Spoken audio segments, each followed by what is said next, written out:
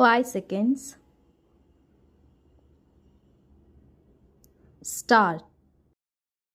ಮಾನ್ಯ ಸಭಾಧ್ಯಕ್ಷರೇ, ಈ ಆಯವ್ಯಯವು 4ನೇ ಪಂಚವಾರ್ಷಿಕ ಯೋಜನೆಯ ಯಶಸ್ವಿ ಮುಕ್ತಾಯವನ್ನು ಮತ್ತು ಹಿಂದಿನ ಎಲ್ಲ ಪಂಚವಾರ್ಷಿಕ ಯೋಜನೆಗಳ ಒಟ್ಟು ಆರ್ಥಿಕ ವಿನಿಯೋಗಕ್ಕಿಂತ ಹೆಚ್ಚಿನದಾದ ಬಹು ಭಾರಿ ಪ್ರಮಾಣದ 5ನೇ ಯೋಜನೆಯ ಪ್ರಾರಂಭವನ್ನು ಸೂಚಿಸುತ್ತದೆ.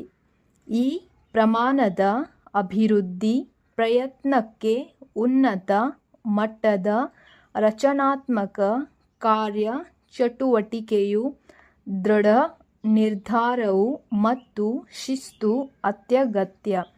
ಕರ್ನಾಟಕದ ಜನತೆಯು ಈ ಮಹಾ ಪ್ರಯತ್ನಕ್ಕೆ ಶಕ್ತರಾಗಿದ್ದಾರೆಂದು ಮತ್ತು ಪ್ರಸಂಗದ ಸಂದರ್ಭವನ್ನರಿತು ವರ್ತಿಸುವುದೆಂದು ನಾನು ನಂಬಿದ್ದೇನೆ.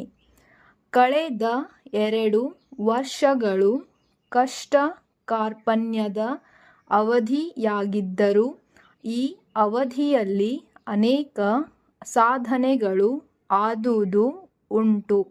ಈ ಅವಧಿಯಲ್ಲಿ ನಾವು ಅಭೂತಪೂರ್ವ ಕ್ಷಾಮವನ್ನು ಎದುರಿಸಬೇಕಾಯಿತು. ಇದಕ್ಕಾಗಿ ಸರ್ಕಾರವು ಮತ್ತು ಕ್ಷಾಮ ಪೀಡಿತ ಪ್ರದೇಶದ ಜನತೆಯು ಅಪಾರ ಪ್ರಯತ್ನಗಳನ್ನು ಮಾಡಬೇಕಾಯಿತು. ಈ ಬೃಹತ್ ಪ್ರಮಾಣದ ಕ್ಷಾಮ ನಿವಾರಣೆ ಮತ್ತು ಅಭಿವೃದ್ಧಿ ಪ್ರಯತ್ನದಿಂದ ಕಷ್ಟ ಕಾಲದಲ್ಲಿ ಜನತೆಗೆ ಸಹಾಯ ಒದಗಿತಲ್ಲದೆ, ಇದರಿಂದ ಅಭಾವ ಪೀಡಿತ ಪ್ರದೇಶಗಳಲ್ಲಿ ರಚನಾತ್ಮಕ ಕಾರ್ಯವು ಸಾಕಷ್ಟು ಬಲಗೊಂಡಿದೆ. ಭಾರತ ಸರ್ಕಾರದ ಸಹಾಯದಿಂದ ತ್ವರಿತಗೊಂಡಿರುವ ಕಾಳಿ ನದಿ ಜಲ ವಿದ್ಯುತ್ ಯೋಜನೆಯು ತುಂಬ ಮಹತ್ವಪೂರ್ಣವಾದುದು. ಈ ಯೋಜನೆಯು ಮುಂದಿನ 10 ವರ್ಷಗಳ ಅವಧಿಯಲ್ಲಿ ಬೃಹತ್ ಪ್ರಮಾಣದ ವಿದ್ಯುತ್ಪಾದನೆಗೆ ಅಸ್ತಿಭಾರವಾಗುವುದು.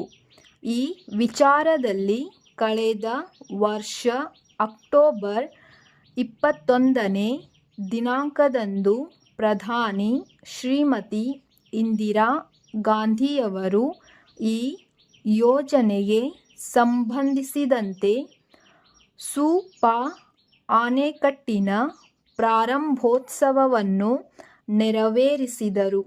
ಇದು ಕರ್ನಾಟಕದಲ್ಲಿ ಜಲ ವಿದ್ಯುತ್ ಸಂಪನ್ಮೂಲಗಳು ಸಮೃದ್ಧವಾಗಿವೆ ಎಂಬ ಮತ್ತು ಆ ಸಂಪನ್ಮೂಲಗಳನ್ನು ಆದ್ಯತಾ ಕ್ರಮದಲ್ಲಿ ಅಭಿವೃದ್ಧಿಗೊಳಿಸುವುದು ಅವಶ್ಯವೆಂಬ ವಿಚಾರಕ್ಕೆ ಸಾಂಕೇತಿಕವಾಗಿದೆ. ಕಾಳಿ ನದಿ ಯೋಜನೆ ಮತ್ತು ಕಾವೇರಿ ಕಣಿವೆ ಯೋಜನೆಗಳು ಹಾಗೂ ಕೃಷ್ಣಾ ಕಣಿವೆ ನೀರಾವರಿ ಯೋಜನೆಗಳು 5ನೇ ಪಂಚವಾರ್ಷಿಕ ಯೋಜನೆಯಲ್ಲಿ ಸೇರ್ಪಡೆಯಾಗಿರುವ ಸಂಗತಿ ನಮ್ಮ ರಾಜ್ಯಕ್ಕೆ ಶುಭ ಸೂಚಕವಾಗಿದೆ. ನಮ್ಮ ಪಂಚವಾರ್ಷಿಕ ಯೋಜನೆಯಲ್ಲಿ ನೀರಾವರಿ ಮತ್ತು ವಿದ್ಯುಚ್ಛಕ್ತಿಗೆ ವಿಶೇಷ ಪ್ರಾಶಸ್ತ್ಯ ನೀಡಲಾಗಿದೆ. ಸಮಾಜ ಸೇವೆಗಳು ಸೇರಿದಂತೆ ಅಭಿವೃದ್ಧಿಯ ಇತರ ಎಲ್ಲ ಕಾರ್ಯಗಳಿಗೆ ಯಥೋಚಿತ ಗಮನ ನೀಡುವುದು ಅಗತ್ಯ. ನಾನಾ ಬಗೆಯ ರಾಷ್ಟ್ರೀಯ ಮತ್ತು ಅಂತಾರಾಷ್ಟ್ರೀಯ ಕಾರಣಗಳಿಂದಾಗಿ ರಾಷ್ಟ್ರವು ಅತ್ಯಂತ ಸಂಕಷ್ಟದಲ್ಲಿರುವ ಈ ಸಮಯದಲ್ಲಿ ಇವುಗಳಿಗೆ ಹಣ ಒದಗಿಸಲು ವಿಶೇಷ ಶ್ರಮ ವಹಿಸಬೇಕಾಯಿತು. ನಮ್ಮ ರಾಜ್ಯದ ಮತ್ತು ರಾಷ್ಟ್ರದ ಭವಿಷ್ಯದ ಹಿತದೃಷ್ಟಿಯಿಂದ ಈ ಪ್ರಯತ್ನ ಕೈಗೊಳ್ಳುವುದು ಅತ್ಯವಶ್ಯ. ಮಾನವ ಸಂತೃಪ್ತಿಯನ್ನು ಅಧಿಕಗೊಳಿಸುವ ದೃಷ್ಟಿಯಿಂದ ಕೇವಲ ರಾಷ್ಟ್ರೀಯ ವರಮಾನದ ಗಾತ್ರವನ್ನಾಗಲಿ ಅಥವಾ ಬೆಳವಣಿಗೆಯ ಗತಿಯನ್ನಾಗಲಿ ಗಮನಿಸುವುದಷ್ಟೇ ವಿಶೇಷ ಮಹತ್ವದ್ದಾಗಿರದೆ, ಅದರ ಸಾರಭೂತವಾದ ಅಂಶವನ್ನು, ಬೆಳವಣಿಗೆಯ ಸ್ವರೂಪವನ್ನು ಅರಿತುಕೊಳ್ಳುವುದೇ ಈ 5ನೆಯ ಯೋಜನೆಯ ಪ್ರಮುಖ ಲಕ್ಷಣವಾಗಿದೆ. ಸಮಾಜದ ದುರ್ಬಲ ವರ್ಗಗಳಿಗೆ ನೇರ ಯೋಜನೆ ನೀಡಲು ಉದ್ದೇಶಿಸಿದ ಕನಿಷ್ಠ ಅಗತ್ಯತೆಯ ಕಾರ್ಯಕ್ರಮದ ಮೇರೆಗೆ ಗ್ರಾಮಾಂತರ ಪ್ರದೇಶಗಳಲ್ಲಿ ಪ್ರಾಥಮಿಕ ಶಿಕ್ಷಣ, ಆರೋಗ್ಯ ಸೇವೆ, ನೀರು ಪೂರೈಕೆ, ರಸ್ತೆ ನಿರ್ಮಾಣ ಮತ್ತು ವಿದ್ಯುದ್ದೀಕರಣ ಇವುಗಳನ್ನು ರಾಷ್ಟ್ರೀಯ ಮಟ್ಟಕ್ಕೆ ತರಲಾಗುವುದು. ಪೌಷ್ಟಿಕ ಆಹಾರವನ್ನು ಒದಗಿಸುವುದು, ಕೊಳಚೆ ನಿರ್ಮೂಲನ ಮಾಡುವುದು ಮತ್ತು ಭೂಹೀನ ಕಾರ್ಮಿಕರಿಗೆ ಮನೆ ನಿವೇಶನ ಒದಗಿಸುವುದು. ಹರಿಜನ ಗಿರಿಜನರ ಹಾಗೂ ಸಾಮಾಜಿಕವಾಗಿ ಮತ್ತು ಆರ್ಥಿಕವಾಗಿ ಹಿಂದುಳಿದ ನಿಮ್ಮ ಜನತೆಯ ಕ್ಷೇಮಾಭಿವೃದ್ಧಿಗೆ ಸೂಕ್ತ ಗಮನ ನೀಡಲಾಗುವುದು. ಅನೇಕ ಯೋಜನೆಗಳನ್ನು ರೂಪಿಸಲಾಗಿದ್ದು, ಅವುಗಳನ್ನು ಬದಲಾಗುತ್ತಿರುವ ಪರಿಸ್ಥಿತಿಗಳಿಗೆ ಹೊಂದಿಸಿಕೊಂಡು ಕಾರ್ಯಗತಗೊಳಿಸಲಾಗುವುದು. 4ನೆಯ ಯೋಜನೆಯಲ್ಲಿ ಹರಿಜನ, ಗಿರಿಜನ ಮತ್ತು ಇತರ ಹಿಂದುಳಿದ ವರ್ಗಗಳ ಜನರ ಕ್ಷೇಮಾಭಿವೃದ್ಧಿ ಕಾರ್ಯಕ್ರಮಗಳ ಬಗ್ಗೆ 5 ಕೋಟಿ ರೂಪಾಯಿ ವೆಚ್ಚದ ಅಂದಾಜು ಮಾಡಲಾಗಿದೆ. ಈ ವೆಚ್ಚವನ್ನು ರಾಜ್ಯದ 5ನೆಯ ಯೋಜನೆಯಲ್ಲಿ ಇನ್ನಷ್ಟು ಹೆಚ್ಚಿಸಲಾಗುವುದು. ಇದರ ಹೆಚ್ಚಿನ ಭಾಗವನ್ನು ವಿದ್ಯಾಭ್ಯಾಸಕ್ಕೆ ಉಪಯೋಗಿಸಿಕೊಳ್ಳಲಾಗುವುದು. ಉಳಿದುದನ್ನು ಆರ್ಥಿಕ ಅಭಿವೃದ್ಧಿಗಾಗಿ, ಗೃಹ ನಿರ್ಮಾಣಕ್ಕಾಗಿ ಮತ್ತು ಆರೋಗ್ಯದ ಸೇವೆಗಳ ಬಗೆಗೆ ಉಪಯೋಗಿಸಿಕೊಳ್ಳಲಾಗುವುದು ಎಂದು ನಾನು ಈ ಸಂದರ್ಭದಲ್ಲಿ ಭರವಸೆಯನ್ನು ಕೊಡುತ್ತೇನೆ ಹಾಗೂ ನನ್ನ ಮಾತುಗಳನ್ನು ಮುಗಿಸುತ್ತೇನೆ.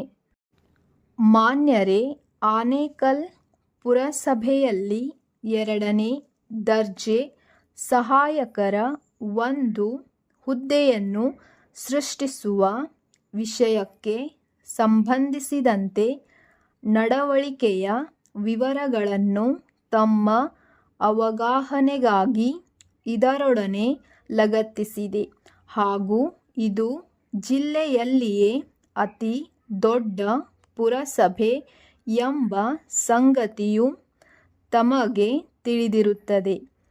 ಇಲ್ಲಿ ಪ್ರಥಮ ದರ್ಜೆ ಸಹಾಯಕರ ಹುದ್ದೆಯು ಮತ್ತು 2ನೇ ದರ್ಜೆ ಸಹಾಯಕರುಗಳ ಹುದ್ದೆಗಳಿದ್ದು, ಇವು ಬಹಳ ಹಿಂದೆ ಮಂಜೂರಾದ ಹುದ್ದೆಗಳು. ಸಾಕಷ್ಟು ಸಿಬ್ಬಂದಿಗಳು ಇಲ್ಲದೆ ಅನೇಕ ಕೆಲಸಗಳು ನಿಂತು ಹೋಗಿವೆ. ಕಚೇರಿಯ ಎಲ್ಲ ಕೆಲಸ ಕಾರ್ಯಗಳನ್ನು ಈಗ ಖಾಯಂ ಆಗಿರುವ ಪ್ರಥಮ ಮತ್ತು 2 2ನೇ ದರ್ಜೆ ಸಹಾಯಕರನ್ನು ಒಳಗೊಂಡಿರುವ ಈಗಿನ ಸಿಬ್ಬಂದಿಗೆ ಈ ಕಾರ್ಯಾಲಯದ ಕೆಲಸ ನಿರ್ವಹಿಸಲು ಸಾಧ್ಯವಿಲ್ಲವಾಗಿದೆ. ಈ ಸಿಬ್ಬಂದಿ ವರ್ಗವು ಈ ಕಚೇರಿಯ ಕೆಲಸಕ್ಕೆ ಏನೇನೂ ಸಾಲದು. ಮೇಲೆ ವಿವರಿಸಿದ ಕಾರಣಗಳಿಂದಾಗಿ ಇನ್ನೊಬ್ಬ ಸಹಾಯಕರು ಅತ್ಯಂತ ಅವಶ್ಯಕವಾಗಿ ಬೇಕಾಗಿದೆ. ದಿನೇ ದಿನೇ ಈ ಕಚೇರಿಯ ಕೆಲಸ ಹೆಚ್ಚುತ್ತಿದೆ. ಆನೇಕಲ್ಲಿಗಿಂತ ಕಡಿಮೆ ಜನಸಂಖ್ಯೆಯಿಂದ ಕೂಡಿರುವ ಮಾಗಡಿ ಪುರಸಭಾ ಮಂಡಳಿಯಲ್ಲಿ ಖಾಯಂ ಆಗಿ ಒಬ್ಬ ಪ್ರಥಮ ದರ್ಜೆ ಸಹಾಯಕರು ಮತ್ತು 3 ಎರಡನೇ ದರ್ಜೆ ಸಹಾಯಕರು ಇದ್ದಾರೆ ಎಂಬ ಅಂಶ ತಮಗೆ ತಿಳಿದಿದೆ. ಆದ್ದರಿಂದ ತಾವು ಖಾಯಂ ಎರಡನೇ ದರ್ಜೆ ಸಹಾಯಕರ ಒಂದು ಹೆಚ್ಚಿನ ಹುದ್ದೆಯನ್ನು ಈ ಕಾರ್ಯಾಲಯಕ್ಕೆ ಮಂಜೂರು ಮಾಡುವಂತೆ ಬೆಂಗಳೂರು ವಿಭಾಗಾಧಿಕಾರಿಗಳಿಗೆ ಶಿಫಾರಸು ಮಾಡಬೇಕೆಂದು ತಮ್ಮನ್ನು ವಿನಂತಿಸಿಕೊಳ್ಳುವಂತೆ ಈ ಮಂಡಳಿ ಸರ್ವಾನುಮತದಿಂದ ತೀರ್ಮಾನಿಸಿದೆ. ನಿಮ್ಮ ಅನುಮೋದನೆಯನ್ನು ಲೆಕ್ಕ ಪತ್ರ ತನಿಖೆ ಆಕ್ಷೇಪಗಳಿಗೆ ಹೊರತಾಗಿ ಕಾಗದ ಪತ್ರಗಳನ್ನು ನೋಡಿಕೊಳ್ಳುತ್ತಿರುವ ಹಂಗಾಮಿ ಸಹಾಯಕರ ಸೇವೆಯನ್ನು ಮುಂದುವರಿಸಿದೆ. ಕಾರ್ಯಾಲಯದ ಹಿತಾಸಕ್ತಿಯಿಂದ ಕೈಗೊಂಡಿರುವ ಈ ಕ್ರಮವನ್ನು ಪರಿಶೀಲಿಸಬೇಕಾಗಿ ಕೋರಿದೆ. ತಮ್ಮ ವಿಶ್ವಾಸಿ ಅಧ್ಯಕ್ಷರು.